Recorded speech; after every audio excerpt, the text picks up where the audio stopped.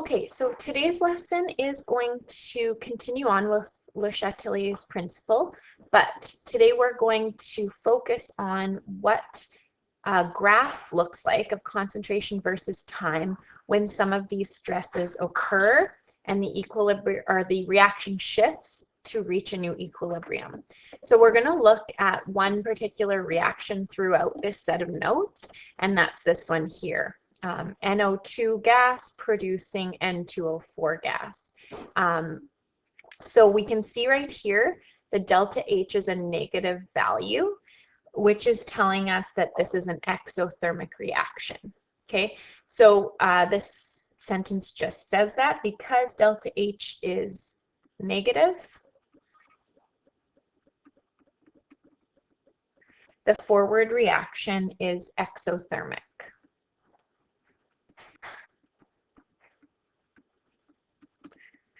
Okay, so that's going to become important later when we look at what happens when temperature changes. So we could, if we wanted to, show heat as a product in this reaction.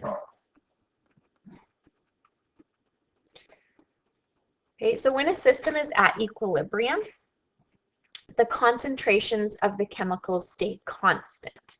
So it doesn't mean that the concentrations are equal to one another. They could be any amount, really. It's just that because the forward and the reverse reactions are happening at the same rate, the concentrations don't change once you've reached that equilibrium point. So we'll see this on the graph shortly. So we're going to look first of all at what happens when we change concentrations of either reactants or products. So we're going to start by looking at what happens when we add more reactant. So in this particular case, we're going to add some extra NO2 to the system. Okay, so when we do that, using Le Chatelier's principle, we would predict that the equilibrium would shift to the right. Okay, or in the forward direction. Okay, and the reason for this is if we're adding more of the reactant, we have to use that reactant up in order to get back to that equilibrium point. Okay, so it's going to use up the extra NO2 that's been added, and then a new equilibrium will be established.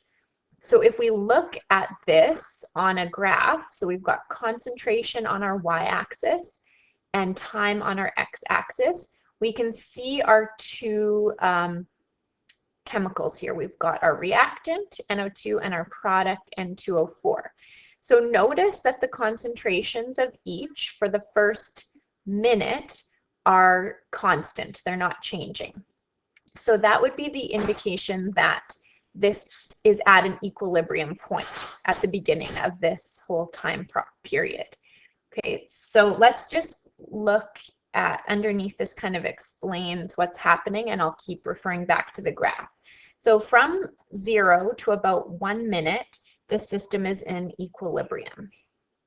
And we can tell that because the concentrations aren't changing, they're constant. Okay, so we're up to this point. This is about the 1 minute mark. At about 1 minute, the equilibrium is disturbed by adding NO2 to the reaction mixture. So if you look right at this 1 minute, all of a sudden the concentration of NO2 spikes straight up. Okay, so we know we've added NO2 right at this point. The concentration's gone way up. So this is where the disturbance happens. Okay, so now as soon as you've added that NO2, well, this reaction can no longer be at equilibrium. So what's going to happen after that disturbance for the reaction to go back and go back to a equilibrium point, a new equilibrium point? So to counteract this change, the forward reaction is favored, causing an increase in the concentration of the N2O4. Okay, so notice right as soon as that NO2 has been added, all of a sudden the concentration of the N2O4 goes up, right? So it's increasing right in here. Okay, so we've added extra reactant. Well, that's going to favor the forward reaction and produce more product.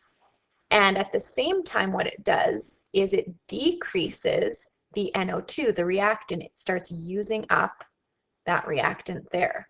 Okay, so the product increases, the reactant that you've just added decreases, and then as time goes on, you see these two lines level out again. So they've now reached a new equilibrium point.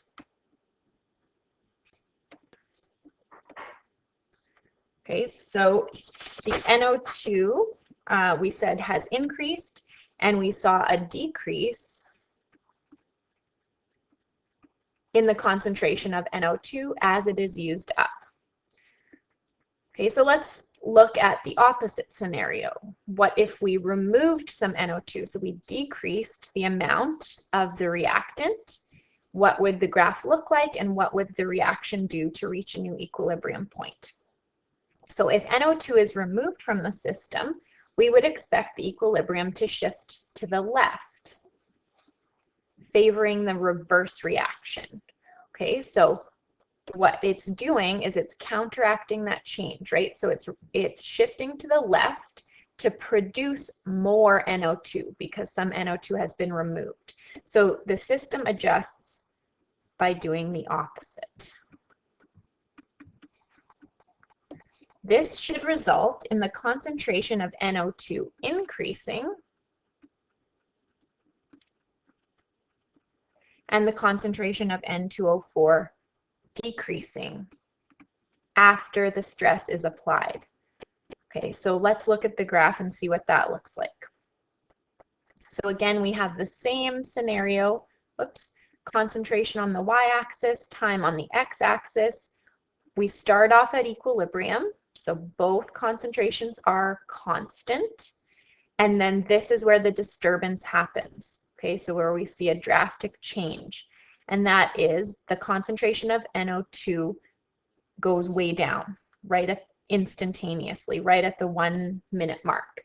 Okay, so this is the stress that's been applied. We've decreased the NO2, so to counteract that change, the reaction shifts towards the left, and in doing so, it produces more NO2, so you see the NO2 concentration increasing, and it uses up or decreases more of the N2O4. So you see the N2O4 decreasing, and then eventually both concentrations level out again.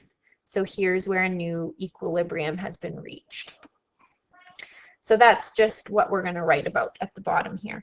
So from 0 to 1 minute, the system is at equilibrium.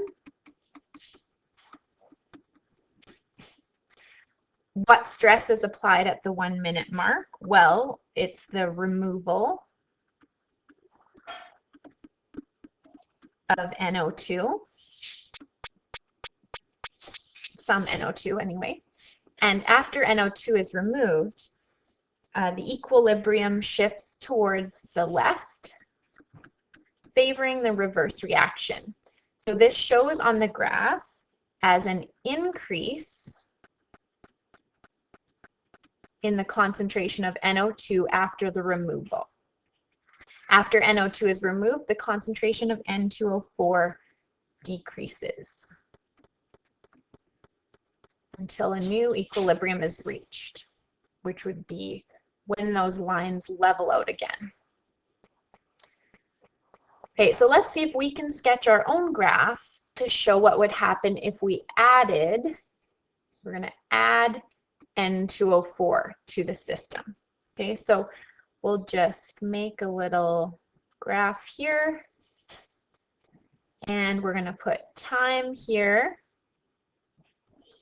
and we're going to put concentration here, and at the top I'm going to put addition,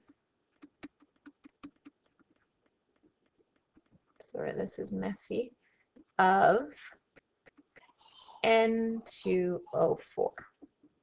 Okay, so we want to start off by showing the equilibrium point. So we've seen that the concentration of NO2 all the way through has been lower than the concentration of N2O4, so we're just going to carry on that way. So I'm going to use a dashed line for NO2. So I'll label this NO2, and I'm just going to use a solid line for N2O4.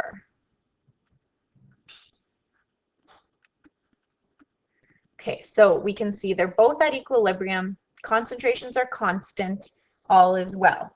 Now, right at the 1 minute mark, or it really doesn't matter where because it didn't specify, but we'll stay consistent with the other graphs, we're going to add N2O4. So we want to show a spike in the concentration, and it needs to kind of go straight up because it's just being added all at once. And that's where the stress to the system occurs. And then we want to counteract that stress. So we want to show how does this reaction adjust to that addition. So we know that it's going to shift to the left to favor the reverse reaction. So if all of a sudden we have more N2O4, we need to use up that excess N2O4. So right after you see that spike in concentration, you're going to see a decrease in concentration of the N2O4. So kind of like a curved, let me just fix that a little bit.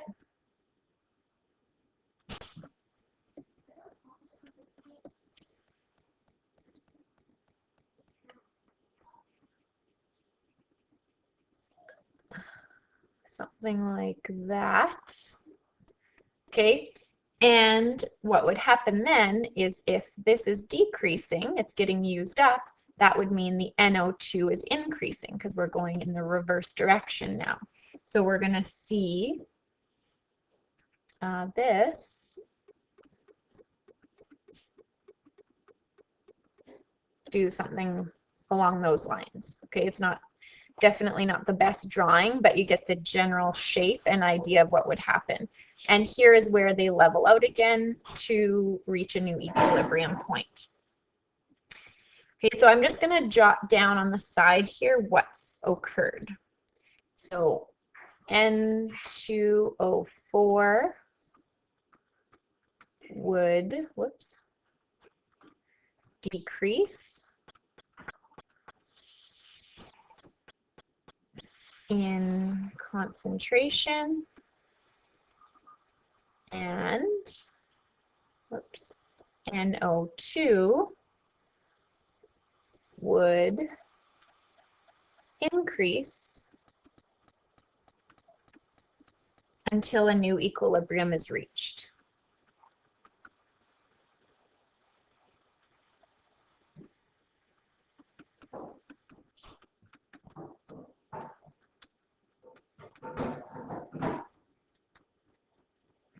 So we'll just put underneath shift left to favor reverse reaction.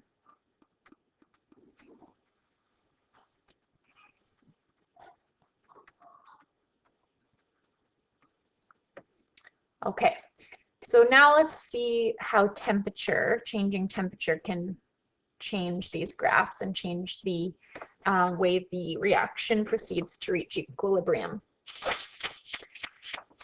So temperature changes have the following effects, and we learned this in the last lesson. An increase in temperature shifts the equilibrium in the direction of the endothermic reaction. Remember, in a reversible reaction, if one direction's endothermic, the other is exothermic.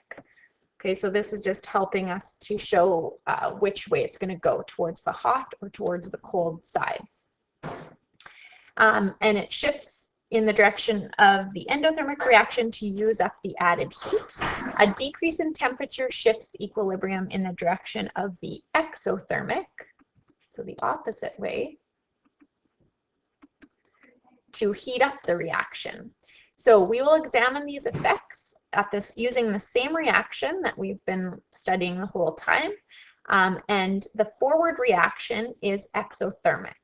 Okay, so that was mentioned before, but just to remind us, heat would be a product here because our delta H is negative. So we can treat heat as a product. Okay, so in the last lesson, we kind of identified one side as hot and one side as cold, just to help us figure out which way the reaction needed to go to counteract the change. So if you add heat, you want to shift towards the cold side. If you remove heat, you want to shift towards the hot side. All right, so Le Chatelier's principle would predict the following.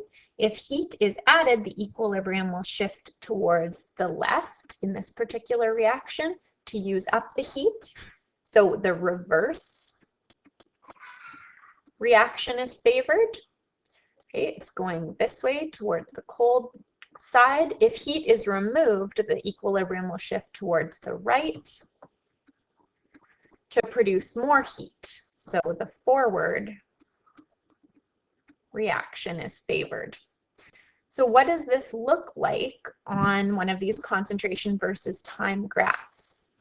So here we can see we've got our NO2 and our N2O4 again. So at the beginning, they're at equilibrium, their concentrations are constant, and then you see a sudden change. Okay, so this is where the stress is applied. So in this particular case, the stress is an increase in temperature. So let's just write out what's happening. Why do we see these concentrations change and then level out? Okay, so it all has to do with the direction that the reaction shifts to counteract the change. Okay, so we know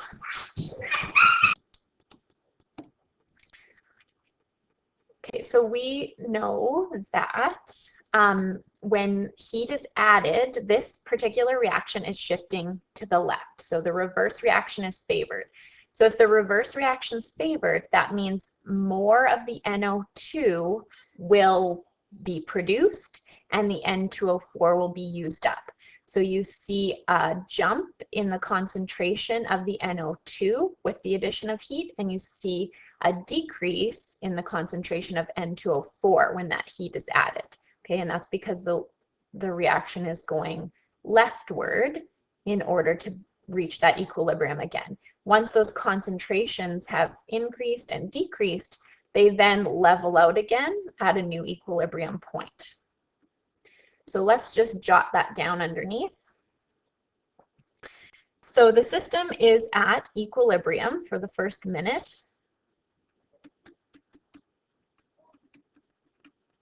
Heat is added to the mixture at about 1 minute. The concentration of NO2 increases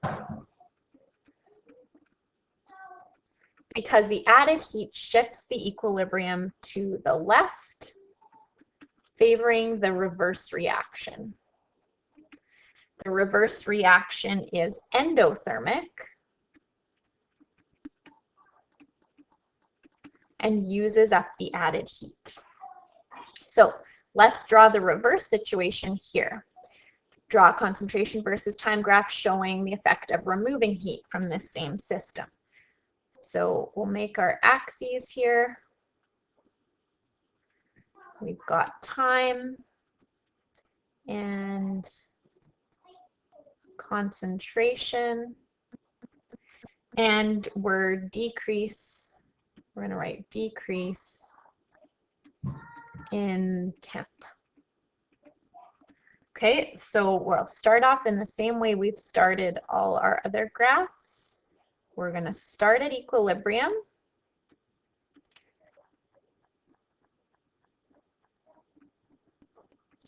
Okay. And at about the 1 minute mark or wherever after a period of time, you're going to show that all of a sudden there's a stress to the system. So if we decrease the temperature, then the reaction is going to shift to the right and favor the forward reaction. So if you favor the forward reaction, that means our product is going to increase in concentration. So we're going to see a spike upwards here. And if it's increasing in concentration, that means more of our reactant, NO2, is getting used up. So it's going to decrease in concentration, and then they're both going to level out.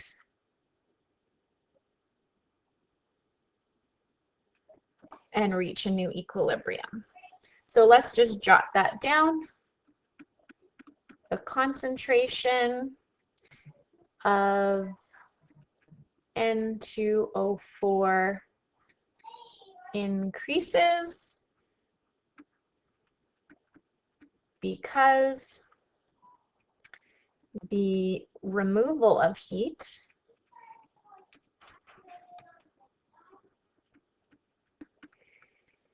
shifts the equilibrium to the right.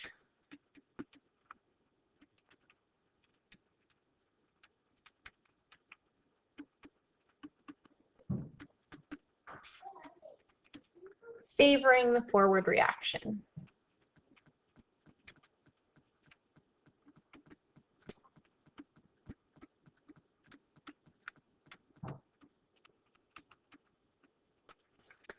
Okay, so let's just say the forward reaction is exothermic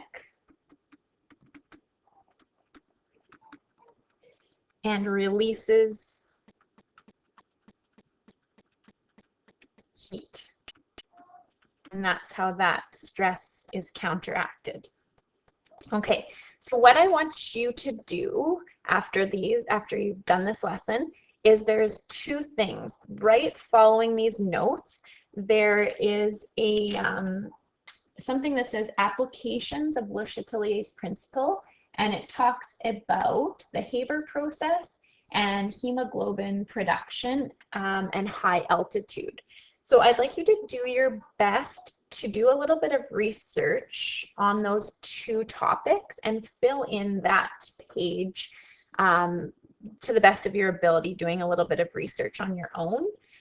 When you're done that, you can then work on worksheet number 6, which will have you make your own graph, and there's graph paper included, or you can use your own if you happen to have, where you have to make your own graph and answer some questions kind of similar to what we talked about here in the notes.